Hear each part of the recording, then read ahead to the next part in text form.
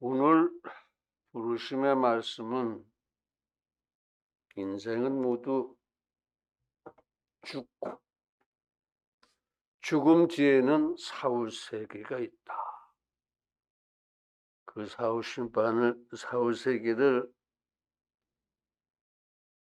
살아가게 하는 기준이 최후심판이다. 그런 말씀. 그리고 오늘 본문의 말씀은 그렇지만 우리에게는 완전하신 대제사장, 곧 하나님의 아들 예수 그리스도가 있으시니까 우리가 굳게 믿고 담대히 은혜를 받자.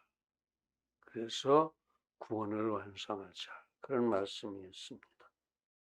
그렇습니다. 인생은 모두 각자 제 때에 따라서 죽습니다.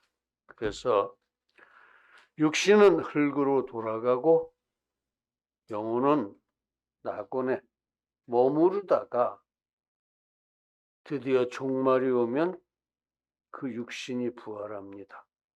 또 그때까지 살아있는 사람도 휴거되어서 새 사람이 되는 거죠. 공중에서 최후심판을 받습니다. 그리고 죄의 유무에 따라서, 곧 믿음의 유무에 따라서 영원히 천국이나 지옥에서 사후세계를 살게 됩니다. 그래서 믿는 자는 그 완전한 대제사장 예수 그리스도를 믿고 영접한 때에 예수님이 십자가의 은혜로 모든 죄를 속죄받고 영혼이 부활하고 최후심판 때에 상급을 결정받습니다. 그리고 영원히 천국에 살게 되니까 우리 모두 지금 당장 담대하게 믿어서 구원을 받아야 하는 것입니다. 그래서 오늘 설교의 제목이 죽음 중에 죽음, 즉 완전하신 대제사장 예수 그리스도의 죽음의 의미에 대한 말씀입니다. 왜 완전하신 대제사장 그러느냐? 구약시대 때 대제사장이 많았지 않느냐? 그 사람들은 다 사람이었습니다. 그래서 모두 다 죄인이었습니다. 원죄도 있고 자범죄도 있고, 그게 죄가 있는 사람이 제사장을 한다는 것이 맞지 않죠. 그래서 완전한 대제사장이라고 할 수가 없었습니다. 그러나 예수님은 죄가 없으시고 또 하나님이시니까 모든 사람의 죄를 다 대신할 수 있는 그런 제사장이시다 이거죠. 그래서 예수님의 한 번 죽음으로 모든 사람의 죄를 다 대신 속죄시켜 주실 수 있는 그런 제사장이니까 완전하신 대제사장이다, 그런 말씀입니다. 그런 예수 그리스도의 죽음의 의미를 오늘 한번 묵상해 보자, 그런 얘기입니다. 죽음이 두려우십니까? 저는 이제서 비로소 염치 없지만 죽음이 안 두렵습니다. 참 세상을 화려하게도 살았습니다. 경기 서울법대, 그러니까 많은 사람들이 따라다녔습니다. 돈도 90년대 초에 한 10억 넘게 만들었습니다. 권세도 15,000명씩 데리고 이리 왔다 저리 왔다 휩쓸고 다니니까 마치 황제 같다고들 했습니다. 그런데 죽음이 두려웠습니다. 이렇게 사는 거 참 좋은데 죽을 거 아니야. 어쨌든 나도 죽음이 두려웠고 오히려 세상이 시시해졌습니다. 누릴 거 다 누리고 살아보니까 세상은 시시하죠.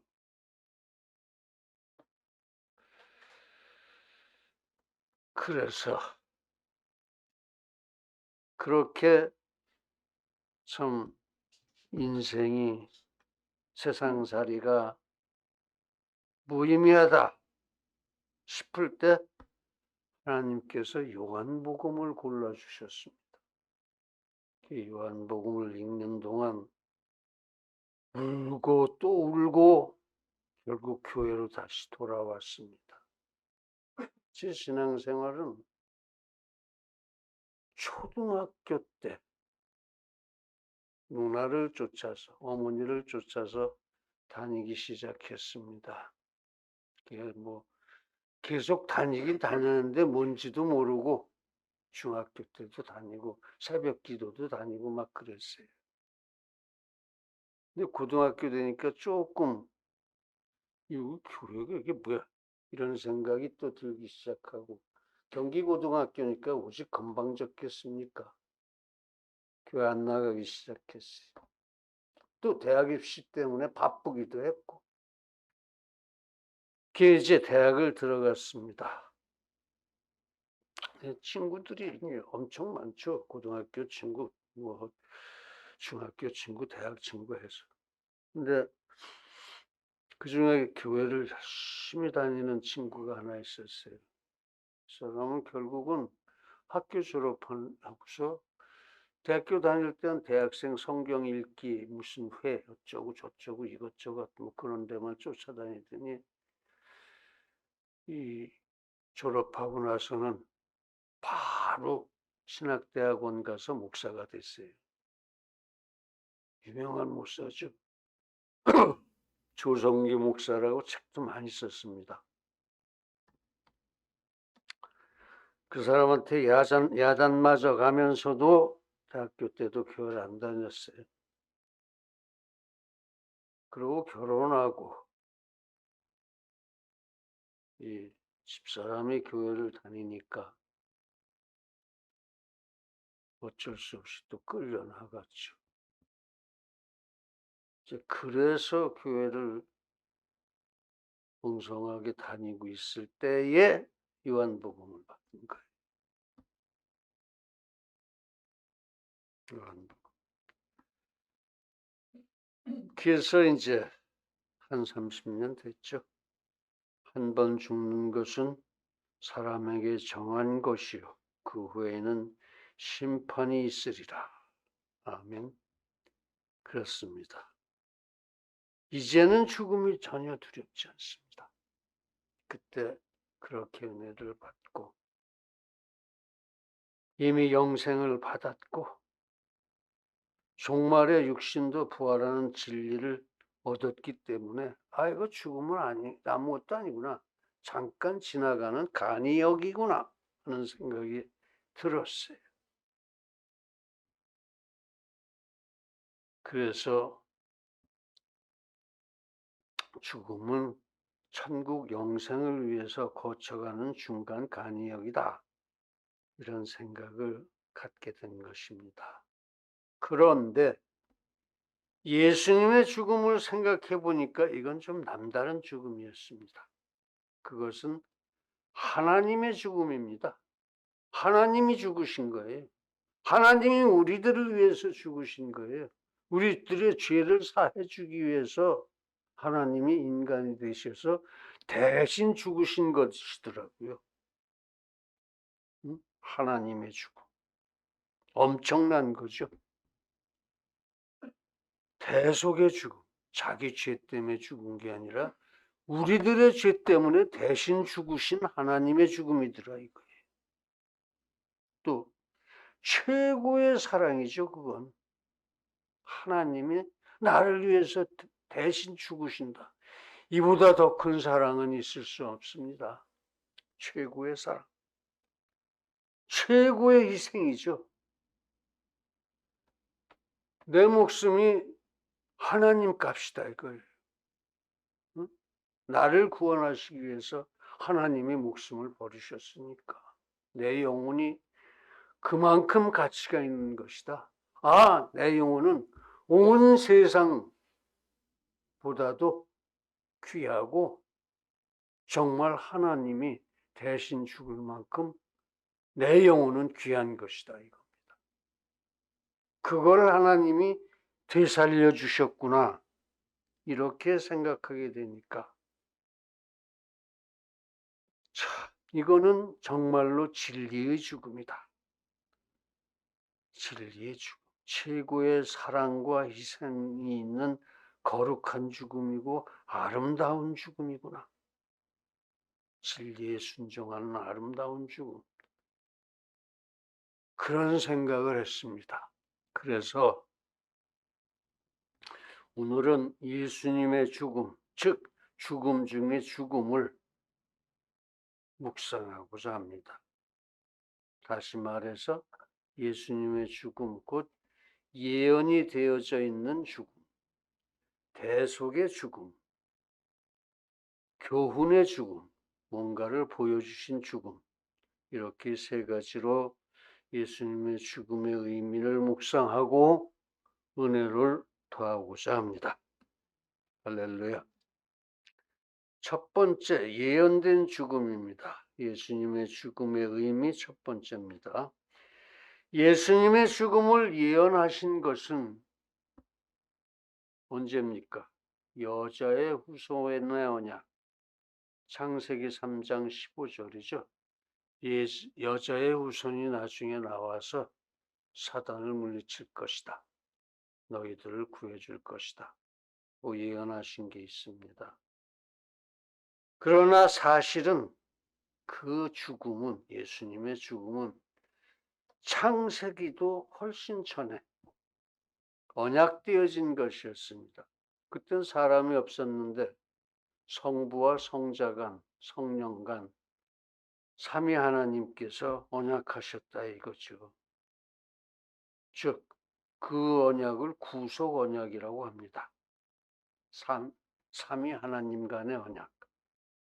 그 언약에 따라서 예수 그리스도의 죽음은 예정되어 있었던 겁니다. 자기 비하라고 그러죠. 하나님의 자기 비하. 하나님이 인간에 대해서 죽기로 그렇게 예정을 하셨는데 그거를 자기 비하라고 우리가 얘기합니다. 그렇게 창세전에 이 구속 언약이나 창세 직후의 여자의 후손 언약이나 그 뒤에도 예수님의 죽음의 언약은, 예언은 상당히 많습니다. 구약 성경에도 보면 400~500군데 나옵니다. 그리고 예컨대 그런 거예요. 다윗의 시편의 22편 보면은 예수님의 죽음이 나오죠. 엘리 엘리 라마 사박다니, 그 말이 나오는 게 시편 22편. BC 1000년 전입니다.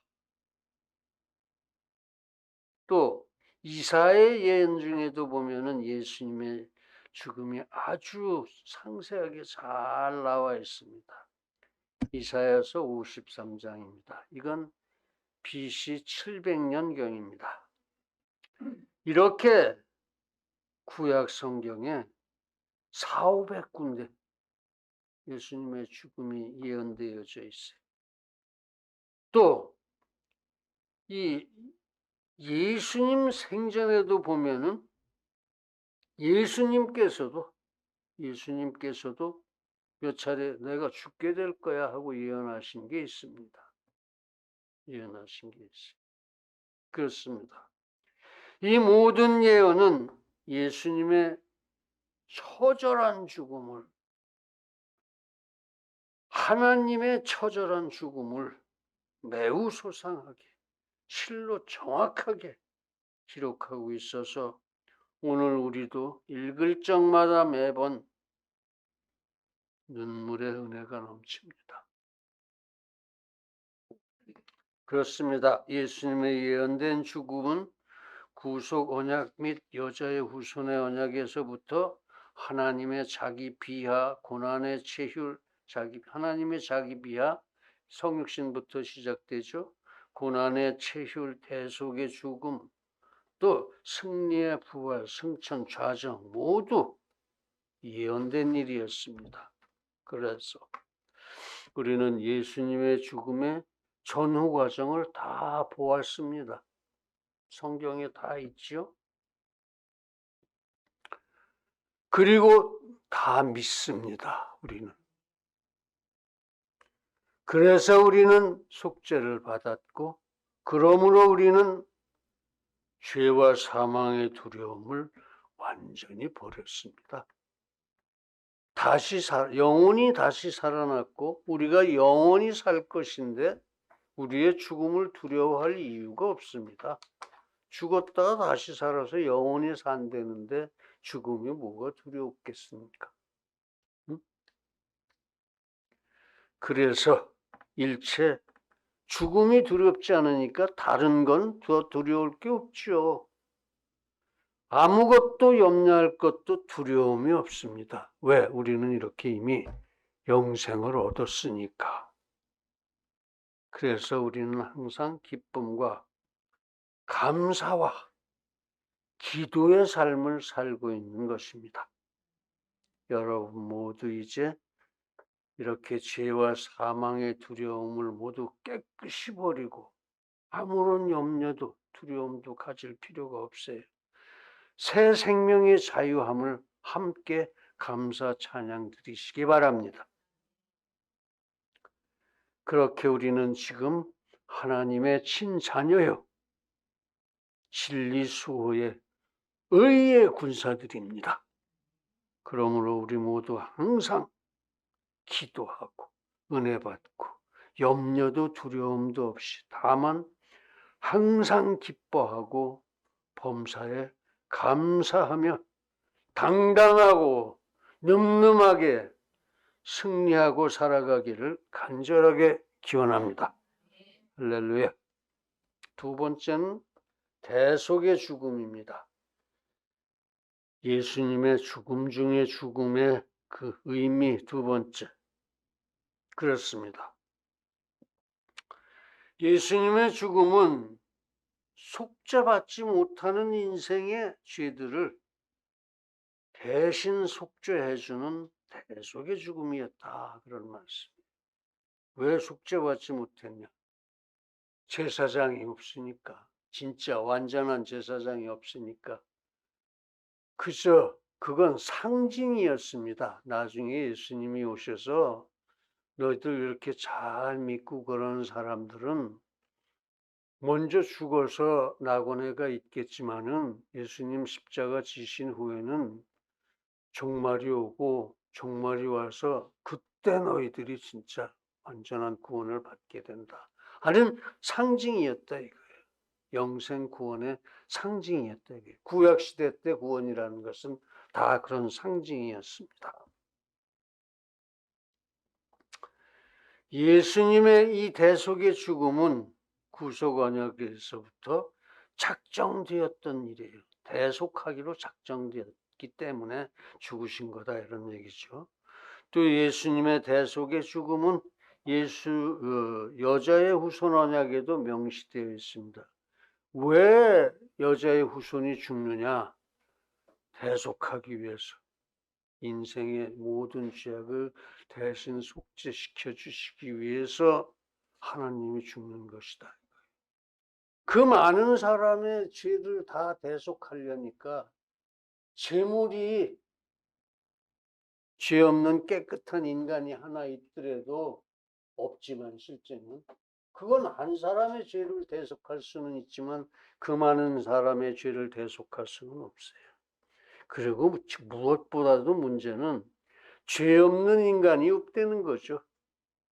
그러니까 인간의 죄를 대속할 화목의 제물이 없었어요. 그러니까 하나님만이 제물이 될 수 있고 하나님만이 대속할 수 있었던 것이다, 그런 얘기예요. 그래서 예수님만이 우리 모든 택자들을 위해서, 우리 모든 선택받은 인생들을 위해서 넉넉히 대속하실 수 있는 화목제물이셨다, 그런 얘기입니다. 바로 그래서 예수님께서는 그 누구보다도 큰 죄목으로 죽음을 체휼하셨습니다. 예수님의 죽은 제목이 뭐예요? 신성모독입니다. 하나님을 모독했대요. 그 유대인들이 그렇게 죄 굴레를 씌웠어요. 하나님이 무슨 하나님을 모독합니까? 말도 안 되는 일이죠. 또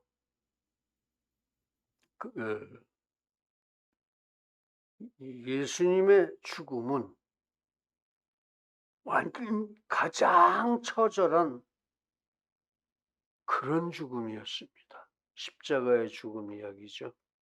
말씀드렸죠. 두 손목, 두 발목에 못이 박혀서 이렇게 늘어져서 매달려 있다가 결국은 버티다 못해서 여기 힘줄이 잡아당겨져서 기도가 막혀서 숨이 막혀서 죽는데, 어떤 사람은 한 일주일 걸리고 한 일주일을 그렇게 고통을 받다 죽어요. 어떤 사람은 한 사흘 만에 죽고, 그래서 십자가 처형을 제일 무서워했습니다. 근데 예수님은 그래도 다행히 너무 지치고 얻어맞고 다친 데가 많아서 9시간 만에 죽으셨어요. 그건 아주 큰 다행입니다. 3일 내지 일주일간 그 고통을 당하다 죽으시지 않고 9시간 만에 죽으신 건 정말 다행인 거예요. 다행. 그렇게 신성모독죄로 십자가에서 죽으셨습니다. 즉 완전한 대속의 죽음이었습니다. 그러므로 우리에게 남겨진 죄목이 있을 수가 없습니다. 예수님이 대신 신성모독죄로 죽으셨는데 우리 대신 우리한테 신성모독죄보다 큰 죄가 있을 수가 없어요. 그 속에 다 들어가 있어요. 우리의 모든 죄를 포함해서 예수님이 뒤집어 쓰고 돌아가셨다, 그런 얘기예요. 또 우리가 더 처절하게 죽을 일이 없습니다. 십자가의 형이 가장 처절한 죽음이니까 그거보다 더 처절한 죽음 없어요. 이거 교수형 참 그건 여기 숨절려서 넘어가는 순간에는 지극한 쾌감을 느낀답니다, 오히려. 그리고 이 목을 치는 거, 그거는 순간이라 죽음을 생각할 여지도 없죠. 그리고 보면은 마약을 먹여가지고 갖다 이제 처형을 하는데 아주 이 희희낙낙하면서 나와요. 죽으러 나오면서. 이 십자가 처형같이 처절한 것이 아니다, 이거예요. 참수형도 이 중동 사람들 참수형하는 걸 보면은 그렇게 마약을 먹여서 덜렁덜렁 들고 나오면 희희낙낙하고 나와가지고 뭐 무릎 꿇고 앉으라면 앉는데 앞에서 뒤로 탁 칩니다. 그거 구경 갔다가 차 위에 올라서서 이러고 보고서 일주일 밥을 못 먹었습니다. 추접스러워서. 그런데 이제는 우리에게 그렇게 예수님의 제목보다 더 큰 죄목이 있을 수 없고 예수님의 처형보다 더 처절한 처형이 없어서 있을 수가 없어서 우리는 정말 행복한 겁니다. 죽음이 두렵지도 않고 아무것도 염려할 필요도 없고, 응? 항상 기뻐하고, 그래서 항상 기뻐하라고 그러셨어요. 범사에 감사하라 그러셨어요. 모든 걸 다 감사하라. 죽음도 감사하고, 이 고난도 감사하고, 아무것도 아니라는 거죠. 예수님이 다 오히려 복 주시느라고 그러시는 거예요. 오히려 우리는 모두 그래서 모든 염려와 두려움을 버리고 항상 기뻐하고 쉬지 않고 기도하고 범사에 감사할 수 있게 된 것입니다. 그렇습니다. 예수님의 죽음은 이렇게 완전한 대속의 죽음이었습니다. 그러므로 이제 우리 모두 예수님의 대속의 죽음을 명심하고 늘 감사 찬양을 드릴 수 있기를 간절하게 기원합니다. 할렐루야. 세 번째는 보여주신 죽음이라는 거죠. 뭔가 교훈을 주셨다 그런 얘기예요. 그 세 번째, 예수님의 죽음 중의 죽음의 의미가 세 번째 보여주신 거다 이거예요. 교훈을 주셨다 이겁니다. 오병이어의 예수님입니다. 무리를 걸으셨던 예수님이십니다. 그 예수님은 바다와 바람도 다스렸습니다. 귀신도 내쫓으셨습니다. 또 죽은 사람을 살려내셨습니다. 누구 살려냈죠? 나인성 과부의 아들, 또 나사렛의 그 다음에 또 제사장의 딸, 이렇게 죽은 사람도 살려내시는 예수님입니다. 살아있는 나무, 무화과 나무를 그 자리에서 말 한마디로 말려 죽이시기도 하셨고, 과연 전능의 하나님이십니다. 더구나 죄를 지으신 일도 없고 죄를 알지도 못하시는 하나님이십니다. 그런데 그 예수님께서 스스로 원하셔서 십자가에서 죽으셨습니다. 대속을 결심하시고 십자가의 죽음을 결단하신 우리의 주 아버지 하나님께서는 삼위일체니까 거기에 특별히 보여주시고자 하신 교훈이 있으셨습니다. 그게 뭘까요? 죄 짓지 말라는 겁니다. 죄 짓지 말라. 하나님의 아들인 나도 오직 죽음으로써 죄값을 갚을 수밖에 없다. 내가 죽음으로 너희들의 죄값을 치르고 있지 않느냐. 죄 짓지 말아라. 이 교훈이에요. 그렇습니다. 하나님은 본보기로 예수님을 죽이신 것입니다. 죄 지면 죽는다는 걸, 그런 본보기로. 그러니 우리는 죄 짓지 맙시다. 진리를 수호합시다. 경건과 기의로서 오직 예수님만 부정합시다.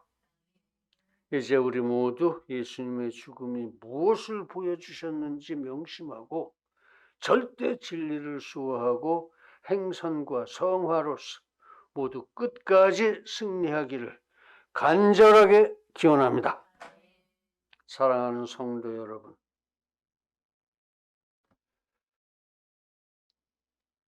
죽음의 모습도 또 의미도 사람에 따라 다 다릅니다. 게다가 예수님의 죽음은 특별히 남다른 죽음이었습니다. 즉 그것은 하나님의 죽음입니다. 예언된 죽음입니다. 대속의 죽음이었습니다. 그리고 교훈의 죽음이었습니다. 사랑과 희생을 보여주는 교훈의 죽음. 죄 짓지 말라는 교훈의 죽음. 그렇습니다. 그것은 과연 죽음 중의 죽음이었습니다. 이제 우리 모두 함께 그 예수님의 사랑과 은혜에 죽음 중의 죽음을 찬양하고 찬양할 수 있기를 예수님의 이름으로 간절히 축원합니다. 할렐루야. 기도하겠습니다. 거룩하신 아버지 하나님, 이 시간 예수님의 죽음, 그 죽음의 죽음을 통해서 주께서 우리를 얼마나 사랑하시고 우리의 영혼이 얼마나 고귀한 것인지, 온 세상보다 귀하고 예수님이 대신 죽으실 만큼 귀한 우리들의 영혼인 것을 깨닫게 하시니 감사에 감사를 드립니다. 우리 모두 진리를 수호하고 선을 행하고 성화를 완성하여서 우리의 귀한 영혼을 끝까지 지키고 영생할 것을 다짐하며 예수님의 이름으로 기도드립니다. 아멘.